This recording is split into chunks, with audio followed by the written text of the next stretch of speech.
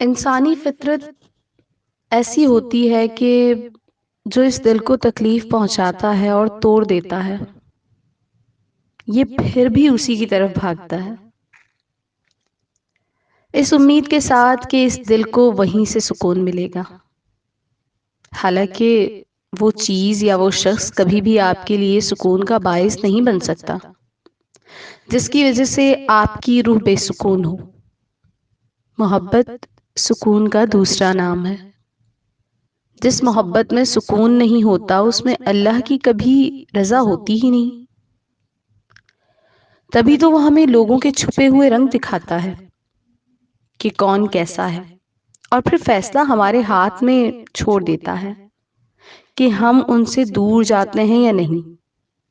اللہ پاک ہمیشہ انسان کے سامنے دو راستے رکھتا ہے، ایک وہ جس میں اس کی بہتری ہوتی ہے، اور دوسرا وہ جو تکلیف کا باعث ہوتا ہے۔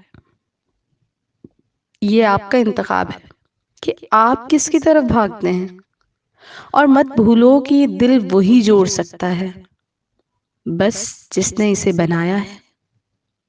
تو لوگوں کے لیے اس دل کو توڑنے کا جواز تو بنتا ہی نہیں ہے۔